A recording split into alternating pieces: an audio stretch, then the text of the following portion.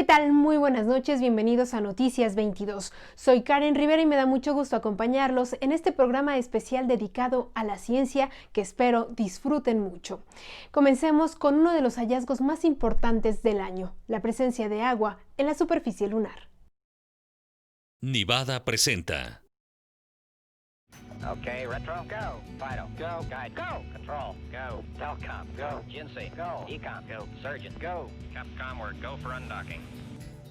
La NASA confirmó la presencia de agua en la Luna y el hallazgo fue realizado con ayuda del Observatorio Aéreo SOFIA, telescopio infrarrojo que vuela sobre la atmósfera terrestre y que encontró el vital líquido almacenado en cristales minerales, también conocidos como burbujas de vidrio lunar. Lo sorprendente es que este hallazgo corresponde a la cara que normalmente vemos de la Luna y la que está viendo siempre al Sol. Entonces, por las temperaturas en el día altas y en la noche bajas, la ausencia de una atmósfera y el viento solar tan fuerte, uno esperaría que no hubiera agua en la superficie de la Luna. Pero este estudio encuentra que sí hay agua atrapada en los cristales de los minerales.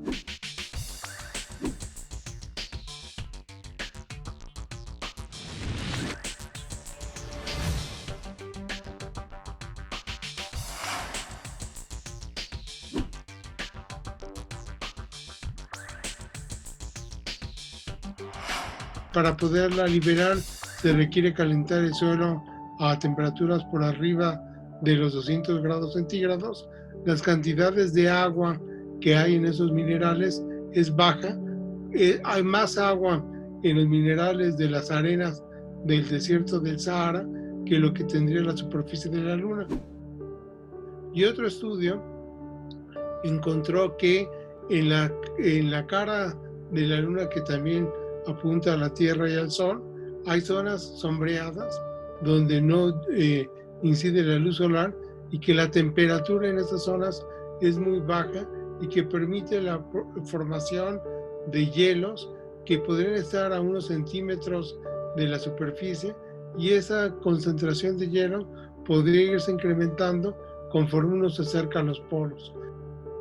Pero sí es importante porque esa agua puede ser extraída por algunos métodos para consumo humano.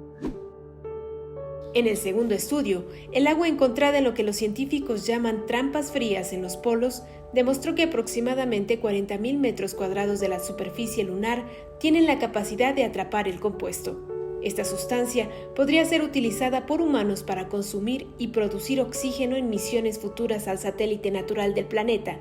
Incluso se podría usar en la generación de combustible para las misiones a Marte. Es más barato para una misión espacial poder capturar el agua y reciclarla en la Luna si está en esa zona que estarla llevando continuamente. Y este sería un punto intermedio para la exploración a Marte, ya que es más fácil sacar los cohetes de la Luna para que viajen a Marte y regresen a la Luna y después a la Tierra, que ir directamente de la Tierra a Marte. Por eso este hallazgo del descubrimiento de agua en la Luna es muy importante, porque demuestra que sí es posible obtener recursos para que sobrevivan colonias de humanos en la Luna. ¿Cuál creen que será el futuro del universo? Se piensa que de continuar la expansión del cosmos sucederá lo que se conoce como la Gran Ruptura. Julieta Fierro nos explica este suceso.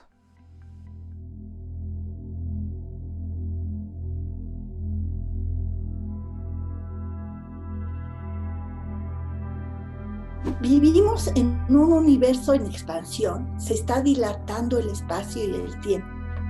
Y esto hace que todos los objetos, todas las galaxias, los objetos grandes del universo, se vayan alejando unos de otros. En épocas más recientes se ha descubierto que el universo se está acelerando, cada vez se mueve más y más y más y más rápido. Y de continuarse esta aceleración, llegará un momento en que la aceleración sea tan grande que se van a fragmentar los objetos, se van a fragmentar no solo los mundos, sino los átomos mismos. Este proceso de aceleración y fragmentación de objetos es lo que se conoce como la Gran Ruptura. El universo empezó su expansión hace casi 14.000 millones de años y sus componentes principales son 70% de energía oscura, que aún se desconoce, 26% de materia oscura, que se piensa es la encargada de mantener unidas a las galaxias, y un 5% de materia bariónica, aquella de la que están hechos los planetas, las estrellas y los humanos. Su expansión acelerada se le atribuye a la energía oscura que domina el cosmos.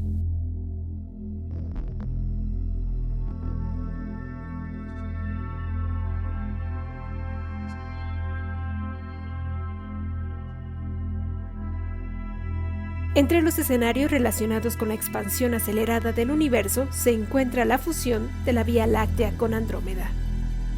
La gran fusión se va a dar dentro de miles de millones de años porque viene hacia nosotros la galaxia de Andrómeda. Las estrellas probablemente pasen sin colisionar porque sus distancias son muy grandes, pero el gas sí se va a comprimir y se va a fusionar y va a dar origen a brotes de formación estelar. Y es probable que el superhoyo negro del núcleo de nuestra galaxia se fusione con el de Andrómeda y nos convirtamos a la larga en una enorme galaxia elíptica con distribución de estrellas así como de balón, con un superhoyo negro. Pero, ¿cómo se predice este tipo de acontecimientos astronómicos?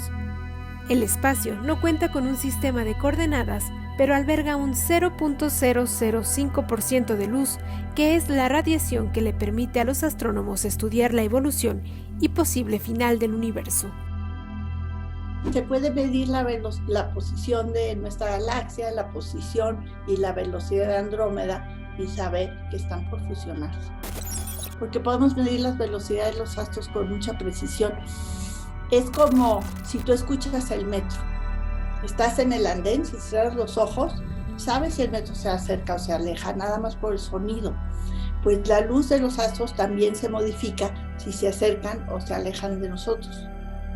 Que haciendo estadísticas y observando cientos y cientos de fusiones de galaxias, pues se puede saber cómo va a ser la fusión de nuestra galaxia con Andrómeda. Y ya que estamos recorriendo el espacio, ¿será que hay vida en las nubes de Venus? En septiembre de este año se anunció la presencia de fosfina en este planeta. Veamos de qué se trata. Venus es considerado el planeta más cálido del sistema solar. Se encuentra a 41 millones de kilómetros de la Tierra y tiene una superficie que alcanza los 465 grados Celsius, temperatura que fundiría una figura de plomo de tamaño humano en instantes. Además, su atmósfera se compone de nubes de ácido sulfúrico, lo que se traduce en un efecto tóxico y mortal para la vida como la conocemos. Lo que se observó fue un compuesto químico que no esperábamos en la atmósfera de Venus, porque la atmósfera de Venus tiene un montón de dióxido de carbono, eso es carbono con oxígeno, y este compuesto en particular tiene 3 hidrógenos y un fósforo. Entonces no esperábamos, aunque sabíamos que había fósforo en la atmósfera de Venus, no sabíamos en qué compuestos químicos estaba. No hay una detección de vida, sino una detección de un compuesto que no esperábamos. La fosfina fue el compuesto que hallaron. Se trata de un gas incoloro y tóxico utilizado en la Tierra para armas químicas, insecticidas y raticidas. Se asocia con microbios que habitan entornos donde no hay oxígeno, como zonas pantanosas, intestinos de animales y aguas fecales. La cantidad de este gas encontrado en el planeta es 10.000 veces más alta que la que podría producirse por métodos no biológicos. Entonces, ¿cuál es su origen?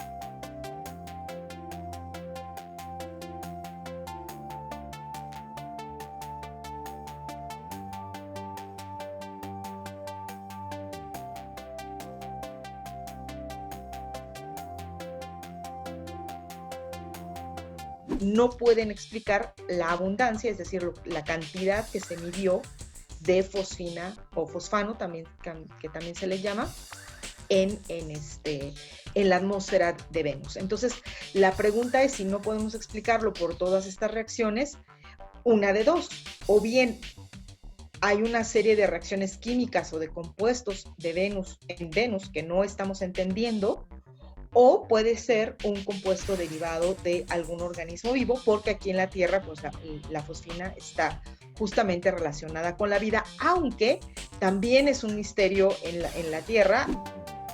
Al atravesar la superficie del segundo planeta del Sistema Solar y sumergirse 50 kilómetros, las nubes alcanzan una temperatura de 30 grados centígrados. Fue a esta altura donde se encontró la fosfina, de ahí que se relacione su hallazgo con la vida. Pero no se debe olvidar que la presencia de este compuesto también puede deberse a procesos ajenos a ella. Un descubrimiento que abre un montón de preguntas y definitivamente una nueva era de exploración para Venus. Vamos a una muy breve pausa y regresamos con información sobre cómo la ciencia inspira la creación artística.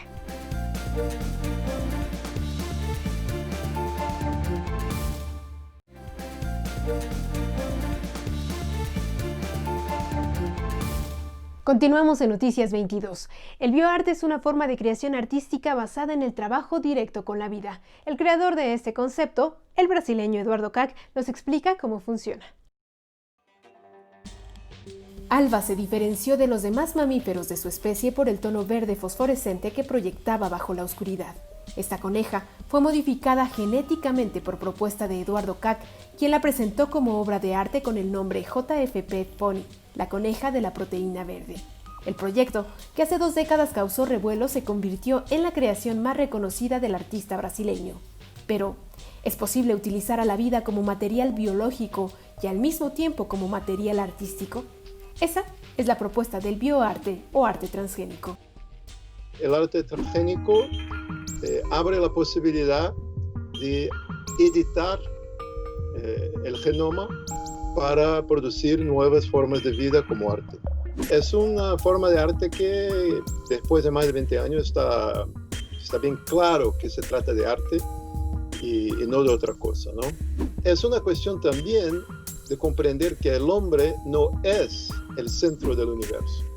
Comprender que nosotros, humanos, hacemos parte de una red, de una familia, vamos a decir, de una comunidad de la vida. Y que nuestra capacidad sensorial no es mejor o peor que la de los conejos o de las serpientes o de los insectos. El bioarte hace de una manera que vamos a decir, la narrativa en torno de la vida no sea controlada por los gobiernos, por los medios de comunicación, por las empresas y tampoco por los científicos. Alba y la búsqueda de la conquista por el espacio inspiraron a Eduardo Kac a desarrollar desde el 2009 una serie de obras a las que llamó lagoglifos, un lenguaje visual pintado a mano en color verde y negro sobre blanco y que puede ser visto a través de satélites. Si la atmósfera de la Tierra termina a 118 kilómetros de la superficie y los satélites se encuentran aproximadamente entre 700 y 36.000 kilómetros de distancia, esto significa que desde el espacio se puede observar lo que el artista llama una marca conigráfica. Una nueva dinámica que no funciona más con el pensamiento binario de que aquí está la información y que no tiene nada que ver con la materia que aquí está. No. Ya vivimos en una era de transformación constante en la cual la información se transforma en materia y la materia vuelve a ser información. Una vez que pasemos más tiempo en el espacio, vamos a empezar a desarrollar una nueva cultura espacial. ¿Cuáles son los territorios que los bailarines exploran a partir de la ciencia y la tecnología? El coreógrafo suizo Gilles Jovan creó la primera coreografía de realidad virtual inmersiva. Los espacios del presente y futuro de la danza contemporánea pueden ser una invitación a caminar dentro de otro cuerpo, a sumergirse en una realidad virtual en la que es posible conversar con otros espectadores y al mismo tiempo interactuar con bailarines gigantes. Esa es una de las propuestas coreográficas de Gilles Jovan, a la que llama BRI. Para el artista suizo, la investigación científica y la tecnología son una herramienta fundamental en el proceso creativo. Entonces yo creo que los espacios digitales es lo que está pasando ahora. Son nuevos espacios realmente que son reales en el fondo, donde podemos realmente ir con cuerpos digitales o cuerpos reales. Podemos mezclar imágenes reales con lo virtual, que es la realidad aumentada. Tenemos videos 360, tenemos estos medios de comunicación muy rápido. Eso yo creo que para los artistas son nuevos espacios. Las áreas del cerebro que se activan en una experiencia de realidad virtual son prácticamente las mismas que las que se activan en el mundo real. Una vez que estamos inmersos en la realidad virtual, el cerebro crea la ilusión de tener una visión de 180 grados, cuando en realidad los ojos mirando al frente solo tienen un campo de visión de 110. Y esto se debe a los movimientos sacádicos, es decir, a los desplazamientos rápidos y simultáneos de ambos ojos en la misma dirección. Es por eso que el director artístico de la compañía Gil Jovan asegura que el lenguaje coreográfico queda aumentado con esta plataforma, genera empatía y se arraiga más al órgano plástico. Yo creo que nosotros los humanos tenemos esta capacidad de proyectarnos, ¿no?, en los cuerpos de los demás. Por ejemplo, yo creo que el acto de un espectáculo de danza en el fondo es una proyección del espectador dentro de la cabeza del bailarín. Por supuesto es diferente, pero no deja de... tiene emoción también y hay sentimiento y emoción. O sea, digital no quiere decir frío y sin emoción. El uso de avatares, es decir, de la identidad virtual que nos representa en una aplicación para poder ser testigos de una creación artística como BRI, plantea la pregunta: ¿qué papel tiene el cuerpo virtual en el desarrollo de la danza? Yo creo que lo que está avanzando es que estamos renovando las formas de trabajar también.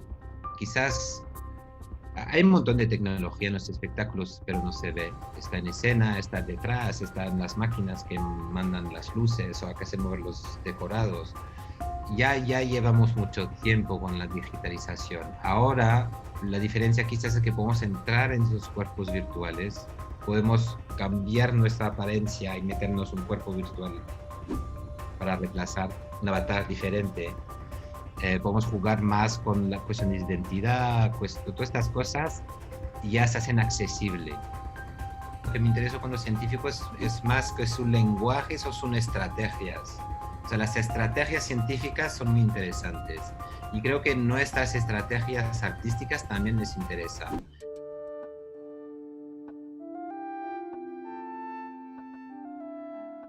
Si les gusta el cine pero no las matemáticas, la divulgadora científica española Clara Grima nos enseña el arte de los números a partir de la película de Star Wars.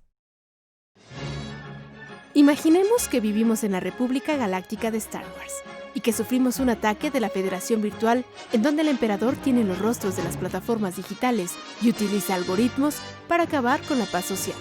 En este contexto, ¿cómo podríamos enfrentar al malvado Darth Sidious? ¿Qué necesitan para defenderse los Jedi además de su sable láser?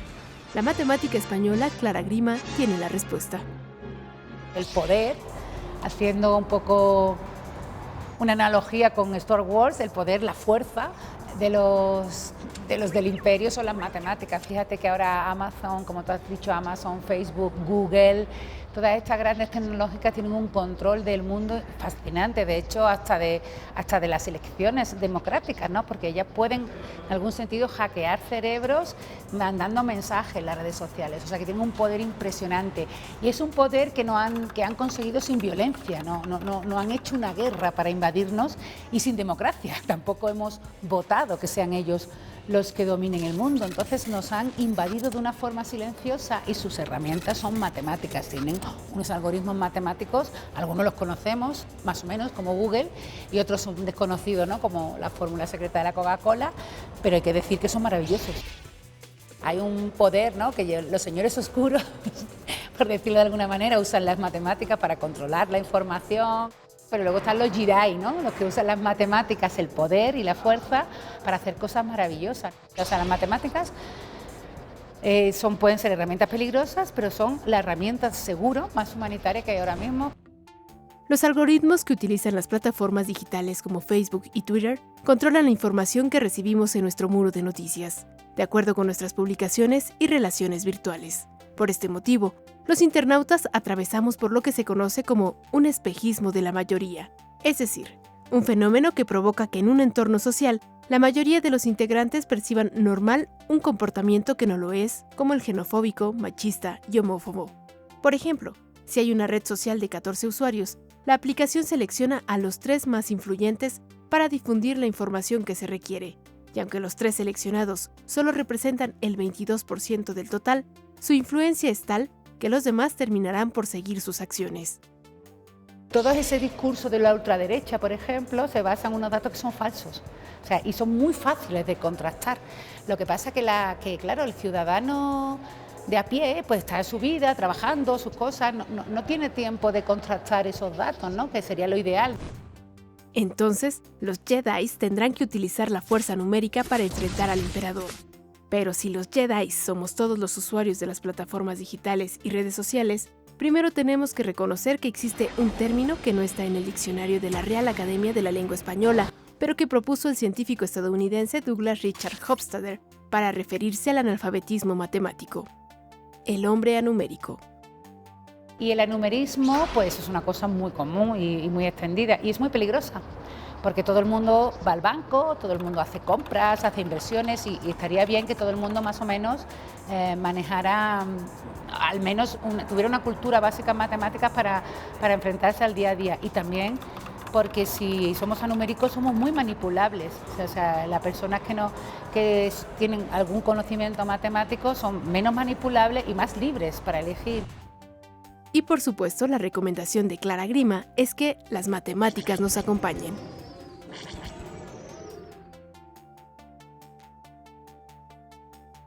En unos minutos volvemos con más aquí en Noticias 22.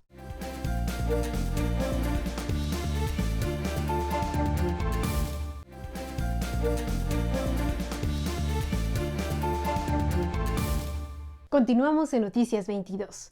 Nuestro ADN tiene mucho que decir al respecto de cómo actuamos. El genetista español Miguel Pita nos habla de la genética del comportamiento. Tocar el violín y la guitarra o bailar a la perfección pueden ser talentos escritos en el ADN. Incluso ser empáticos o tener un comportamiento psicópata también está delineado por la genética de las personas desde que nacen. Sin embargo, no solo son los genes los que determinan este tipo de conductas. La genética deja sentadas unas bases y después nuestra cultura, nuestro aprendizaje, nuestras experiencias vitales van modelando, pero modelando sobre esa genética. Uno tiende a nacer con una genética que le hace más empático o menos empático, e incluso si naces con la genética de más empático y, por ejemplo, pues la vida te trata mal, a lo mejor acabas dejando de ser empático independientemente de lo que digan tus genes. Estudios han demostrado que la deficiencia del gen MAOA, monoamino oxidasa, situado en el cromosoma X, está relacionada con la conducta agresiva de las personas. Y esto se debe a que el gen regula la serotonina y dopamina en el cerebro, es decir, ordena las emociones fuertes como el amor y la violencia.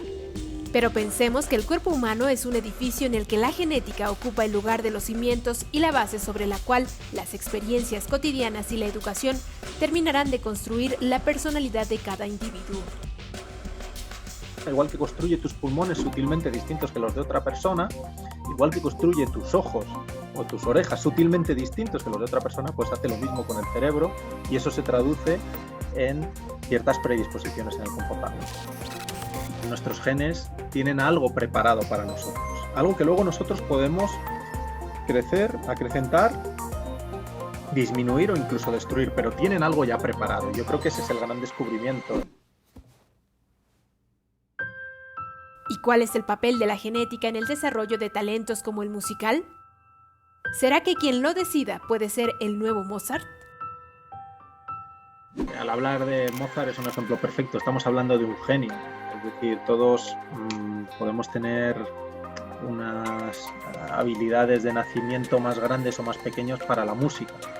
En mi caso son nulas y probablemente habrá otra persona que nazca con cualidades para la música, y esto vale para cualquier otro talento, y que con mucho menos esfuerzo que tú toque la guitarra muchísimo mejor. Entonces esto es lo que da la genética, ¿no? Da distintas predisposiciones, pero luego, bueno, pues una persona con muy mal oído puede llegar a ser un músico. Lo que es imposible es que una persona con muy mal oído llegue a ser Mozart, porque Mozart era un genio a los 6 años. es una cuestión de dosis, ¿no? La genética te da la primera dosis, el resto lo tienes que poner tú. ¿Sabían que nuestro ADN genera ondas de sonido? Aunque su música no la podemos escuchar, cada uno de los instrumentos de esta molécula interpreta a diario la sinfonía de la vida. El ADN genera música, pero no es como la que escuchamos a diario. Esta molécula tiene un estilo muy particular. En su estructura se reproducen vibraciones con una frecuencia mucho más alta que la de los instrumentos musicales, que son imperceptibles para el oído humano y que se consideran necesarias para la transmisión de la vida. El ADN vibrando es un aspecto del ADN que no es muy popular, ¿no? O sea, estamos acostumbradísimos a ver la molécula del ADN, la doble hélice, pues en películas, en series de televisión, en múltiples formatos, y siempre aparece como una molécula estática, ¿no? Que es una doble hélice que está ahí quieta, no hace nada, ¿no? Pero simplemente por el hecho de tener temperatura, toda la materia se encuentra en vibración, se encuentra moviéndose, se encuentra trasladándose, girando. El ADN es considerada una molécula muy larga. Se estima que cada célula del cuerpo humano contiene 3.200 millones de letras de longitud, es decir, aproximadamente 2 metros de ADN. Y aunque los movimientos de esta molécula se encuentran restringidos por el espacio, hay uno que es considerado el más importante: las oscilaciones que viajan a través de su cadena. Las vibraciones que generan las oscilaciones son las que estudian los científicos de la Universidad de Glasgow, en Escocia, y a las que llaman la música de la vida. Las vibraciones que tiene el ADN básicamente son ondas que van viajando a lo largo de su estructura, y lo que van haciendo, y si imaginamos la doble hélice y la vemos como con las cadenas de fosfatos y azúcares alrededor y las bases en su interior, lo que hace realmente es expandir y contraer el espacio entre las bases, ¿no? Entonces es como un movimiento de respiración. El ácido desoxirribonucleico tiene enlaces que mantienen a su doble hélice unida. Las vibraciones colapsan estos enlaces y abren un agujero que se conoce como burbuja transcripcional. Sus bases son expuestas y las enzimas encargadas de la transcripción y replicación de información aprovechan la oportunidad para apoderarse de ellas.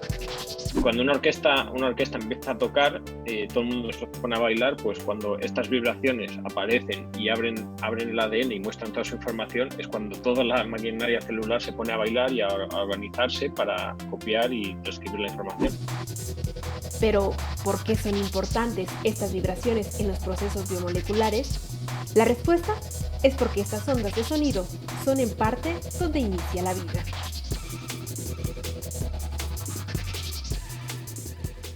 Padecimientos como el Alzheimer, la epilepsia y el Parkinson son provocados por funcionamientos anómalos de las neuronas. Conozcamos el trabajo del llamado reprogramador de cerebros mexicano, Luis Carrillo Rey.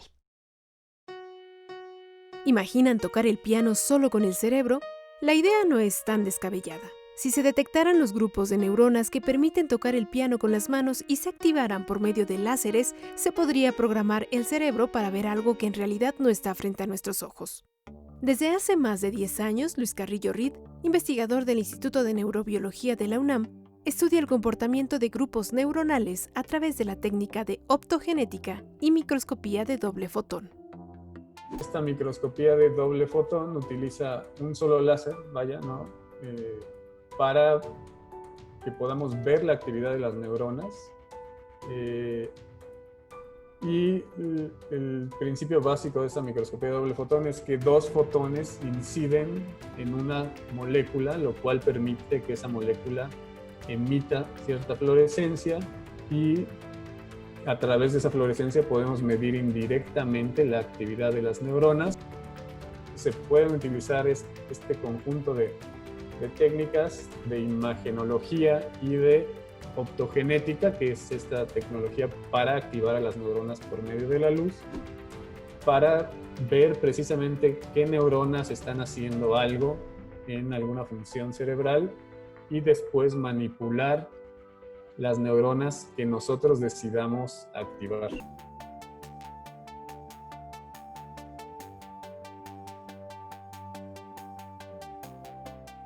Hasta ahora, estos estudios solo se han realizado en ratones. Pero, ¿cómo funciona la optogenética? Pensemos en que una neurona es una especie de esfera hueca rodeada por una membrana de proteínas. Las proteínas forman poros en su exterior que le permiten el ingreso de elementos como el calcio. A través de la optogenética se le inyecta a la neurona opsinas, un tipo de proteínas que no tiene por naturaleza y que son producidas con un virus. Las opsinas generan un poro artificial que funciona solo con la luz. En otras palabras, con la optogenética se pueden encender o apagar las neuronas. Esta tecnología de microscopía de doble fotón y optogenética de doble fotón, justo la utilizamos para crear esta especie de memoria artificial en donde activé a un grupo de neuronas aleatoria, un grupo al azar, neuronas que nunca tienen actividad conjunta o nunca tenían actividad conjunta. Justo lo que logramos demostrar fue que activando solo una neurona de ese grupo, que normalmente no tenía actividad conjunta, después de activar el grupo muchas veces, si escogíamos uno de los elementos y lo lográbamos activar, ese era suficiente para poder reactivar a todo el grupo. Entonces eso demostramos de alguna forma que estábamos metiendo en el cerebro de un animal vivo, que está despierto, un nuevo patrón de actividad que no existía. Entonces, la idea conceptual de estos experimentos que podrían eventualmente aplicarse para enfermedades neurodegenerativas que tienen que ver con cambios en los patrones de actividad de grupos neuronales que podríamos identificar.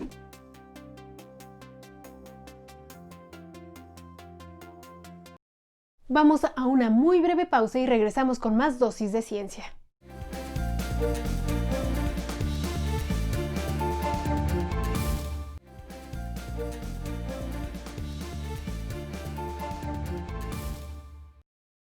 Continuamos aquí en Noticias 22. La física cambia nuestra perspectiva del mundo. El discípulo de Stephen Hawking nos invita a recordar el potencial que representa el universo para los seres humanos. La humanidad no está consciente de su lugar en el universo, asegura el físico francés Christophe Galfard. El experto en agujeros negros y estudioso del origen del cosmos fue discípulo del reconocido científico Stephen Hawking mientras estudiaba el doctorado en la Universidad de Cambridge en Inglaterra. Galfard plantea que la física cambia nuestra perspectiva del mundo y nos hace mirar más allá de nuestros sentidos. Many people have thoughts, maybe in the past, maybe today, that physics takes away the poetry from the universe. I think it's exactly the opposite. I think it adds to the poetry of what we know. The physics allows you to understand things in a different way, in a deeper way. It allows you to see connections that are impossible to imagine without physics.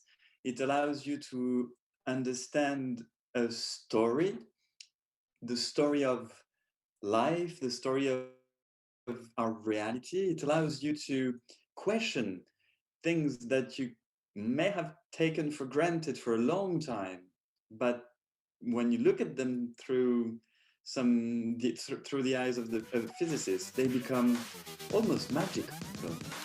You can see much further than without it. So I do think indeed that physics changes the way we see the universe in a very deep way and a nice way. El autor de libros como El universo en tus manos y Para entender a Albert Einstein pasa casi todo su tiempo difundiendo el conocimiento científico. Él lo llama una forma de entretenimiento y lo hace con el objetivo de brindar información sobre el potencial que representa el universo para los humanos. In a sense, the universe is absolutely huge, much bigger than what we can ever grasp. And yet, we live in a very particular planet because there is life on it. So it must have had some special characteristics. We know some of them. If we find life everywhere in the universe, then there will be nothing left for us to feel special about. ¿Y cómo se transformó la visión de la ciencia con la ecuación más famosa de Albert Einstein, E igual a mc², que da como resultado la energía de un cuerpo en reposo? Of course, this led to things like the atomic bombs, which are absolutely catastrophic. But on the other hand, it may in the future be the source of most of the energy we know. It may well be that in the future, thanks to this equation, we know how to make little stars shine on Earth. And from these little stars, maybe have enough energy to provide for all of mankind without having any pollution at all. So it's a dream for the future. We're not there yet, but this is the kind of things that such equations open up in front of us. La depresión es considerada la principal causa de discapacidad a nivel mundial, de acuerdo con la Organización Mundial de la Salud. Se calcula que más de 300 millones de personas padecen este trastorno mental. ¿Cuáles son sus consecuencias? El doctor Jesús Ramírez Bermúdez nos habla de la otra epidemia que aqueja al mundo.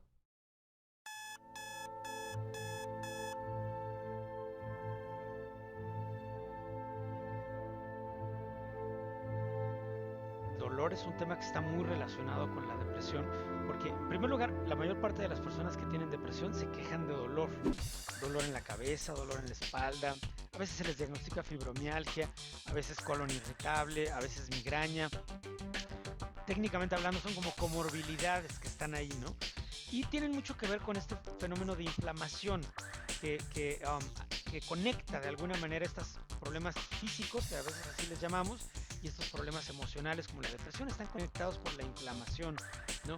Entonces, yo creo que esa liga es muy importante para entender esta dificultad para acceder al bienestar, ¿no? Para acceder a sentimientos pues liberadores, sentimientos de mayor gozo, la posibilidad de sentir efectivamente alegría, de sentir felicidad.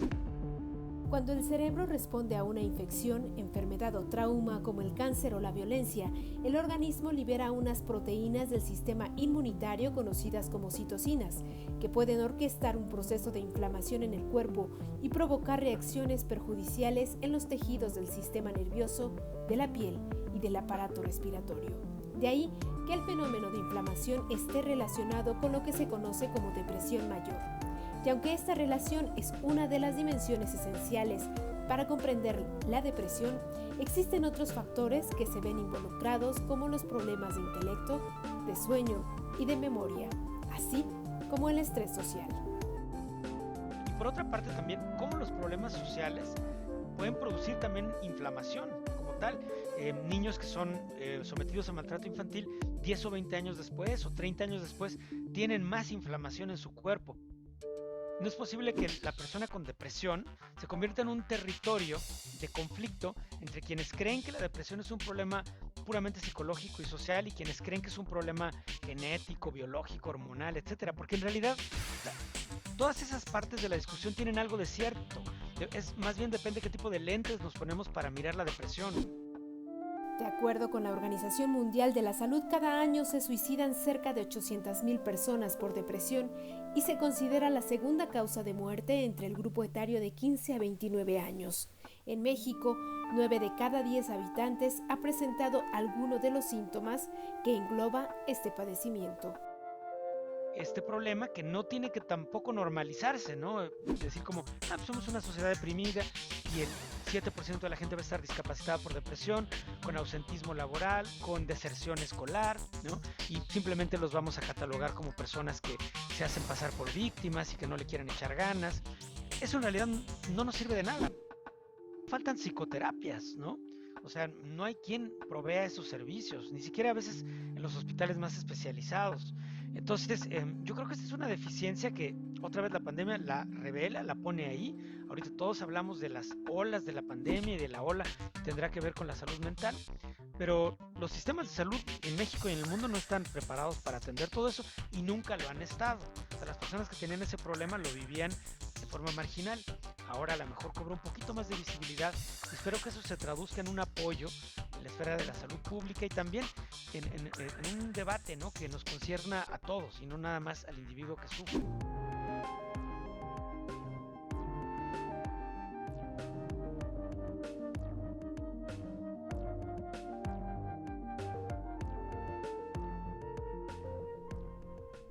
En un contexto de emergencia sanitaria, el humor es uno de los recursos terapéuticos que nos ayuda a enfrentar el estrés y la ansiedad. El psiquiatra David Chitlo nos invita a sonreír por el bien de nuestros anticuerpos. Seguro en sus redes sociales o navegando en internet ha visto imágenes o memes que le provocan una sonrisa permanente. Y es que los adultos ríen en promedio 18 veces al día, de acuerdo con un estudio de la Universidad de Ontario en Canadá. Hablar del humor en tiempos de confinamiento es necesario debido a que la risa es uno de los recursos terapéuticos que generan beneficios fisiológicos y psicológicos en el ser humano.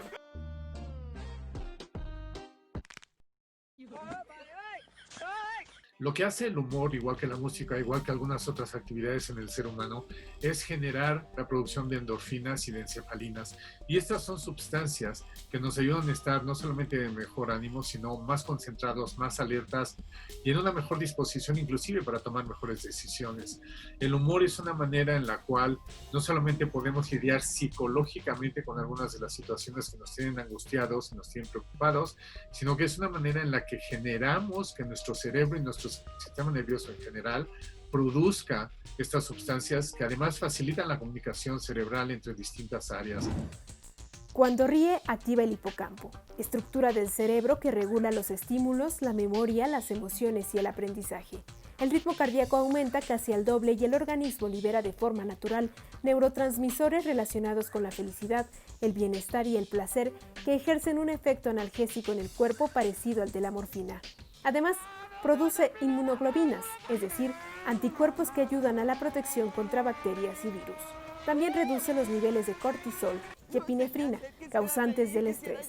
Razones para reír sobran, pero además de este factor, la respiración es otra de las medidas terapéuticas que funcionan cuando sentimos que perdemos el control de cualquier situación. Pero al mismo tiempo tengo mucho miedo.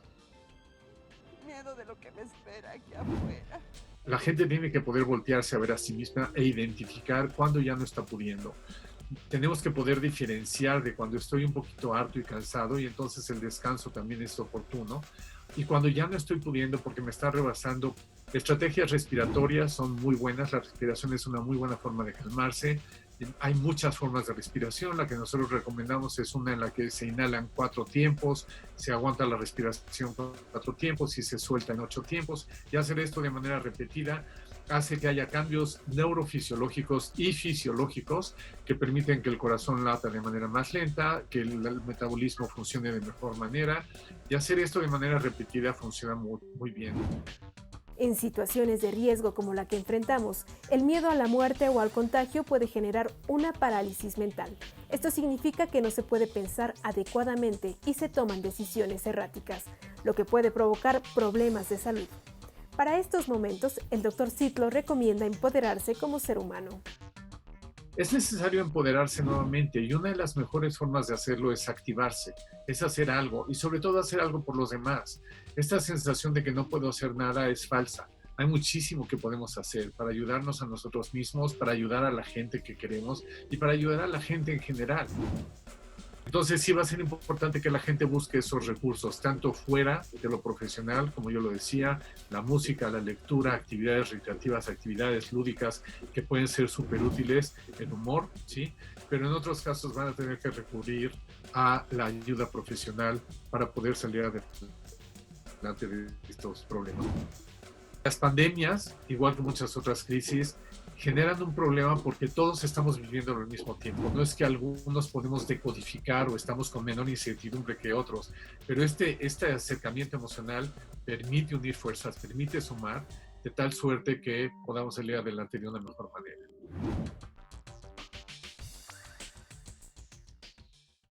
Se estima que América Latina perdió el 94% de su biodiversidad. En los últimos años hemos transformado el funcionamiento del planeta, lo que trae repercusiones como la pandemia que enfrentamos. Conozcamos parte del informe Planeta Vivo 2020.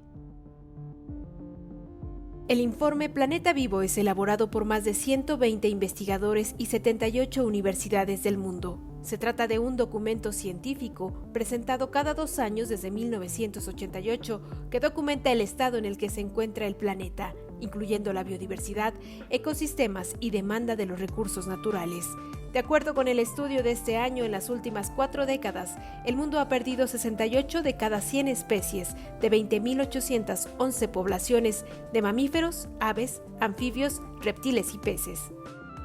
El reporte lo que nos está mostrando es que estos organismos directamente relacionados con cuerpos de agua, con ríos, con humedales, con zonas costeras, están en mayor peligro.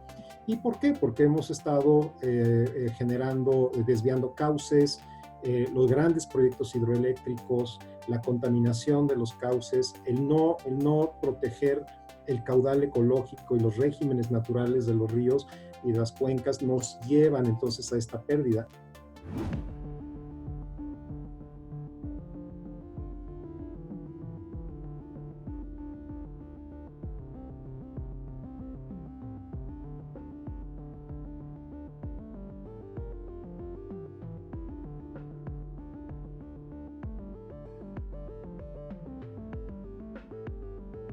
Sería imposible monitorear las poblaciones de todas las especies de todo el mundo. Estamos hablando de que conocemos cerca de 2 millones de especies, pero estimamos que hay más de 8.5 millones de especies en todo el mundo. Entonces, pero lo que hacemos es tomar esa muestra y lo que está pasando en esa muestra, con ese rigor científico, nos está diciendo que el problema es serio para el planeta y por lo tanto para nosotros. Es la primera vez que el documento incluye un estudio del uso de suelo debido a que es el principal factor de la pérdida de biodiversidad. Se estima que el 75% de la superficie terrestre del planeta no cubierta por hielo ha sido alterada por los humanos, principalmente por la producción de alimentos. Los suelos no están libres del impacto humano. El uso de fertilizantes, el uso de insecticidas, la erosión producto de la pérdida de cobertura forestal hace que esos suelos se estén debilitando. Y un tema, una vez que se pierde un suelo, tarda miles de años en recuperarse. Una vez que llegamos a lo que llamamos la roca madre, es dificilísimo regresar. Entonces es un patrimonio natural que no podemos perder. 90 de cada 100 organismos vivos de ecosistemas terrestres pasan su ciclo de vida en estos hábitats. El estudio advierte que de seguir degradándolo, la seguridad alimentaria está amenazada. El cómo podemos proveer estas concentraciones humanas de alimentos a la par de mantener nuestros esquemas agroforestales es el gran reto, pero todo el mundo está apuntando hacia allá. Tiene que ver con nuestro consumo también. No consumamos algo que viene de China, ¿no? O sea, consumamos algo que viene de Xochimilco, los que estamos en la Ciudad de México. Encontremos forma de bajar costos, empujemos economías circulares. Entonces, sí es posible hacer ese cambio. De los 12 millones de selvas tropicales que México tenía originalmente, hoy solo quedan menos de 1 millón. El cambio de uso de suelo ha permitido el exterminio de gran parte de los ecosistemas terrestres megadiversos. Así lo asegura la bióloga Julia Carabias, a quien escucharemos a continuación.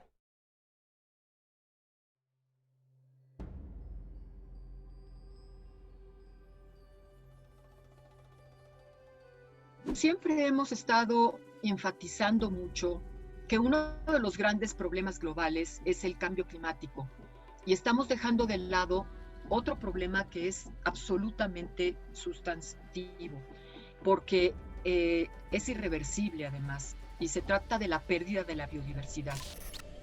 Si no cambiamos las formas de desarrollo, vamos a perder 1 millón de especies, de las 8 millones de especies que se conocen de plantas y de animales. Y es una sola especie, los humanos, los que estamos generando ese cambio.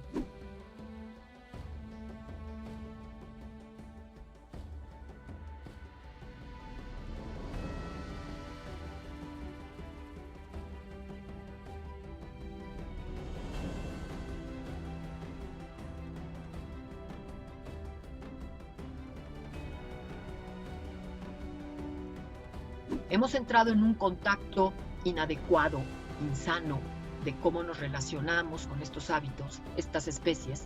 Las estamos extrayendo de su medio ambiente, las concentramos, las confinamos, las manejamos en una forma completamente insalubre. Y entonces los patógenos que tienen esas especies pasan a los humanos.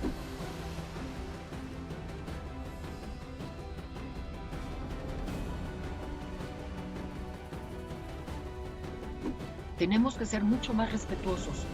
Y eso no quiere decir renunciar al desarrollo, ni renunciar al bienestar. Por supuesto que la humanidad tiene que seguir utilizando recursos naturales, energía, agua, especies, pero lo que no puedes hacerlo con la misma forma que lo hace hoy, ni a la misma intensidad en que lo hace. Existen muchas opciones de poder cambiar estas formas de producción y estas formas de relacionarnos.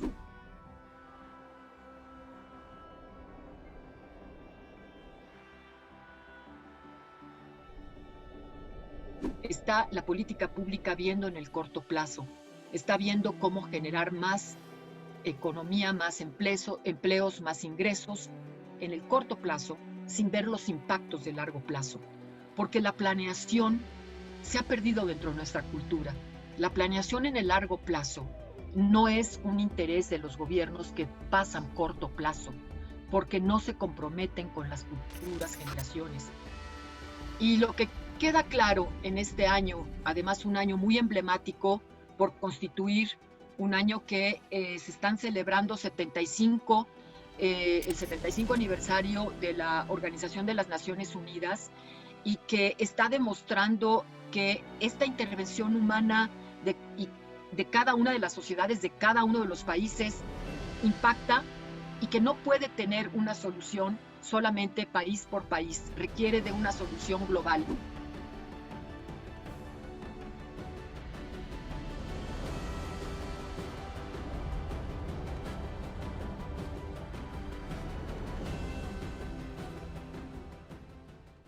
La pandemia nos muestra la urgencia de modificar el modelo de desarrollo que no está en equilibrio con la biodiversidad. El riesgo continúa y el llamado es a seguirnos cuidando. Espero hayan disfrutado de este programa y que la ciencia nos acompañe. Hasta la próxima.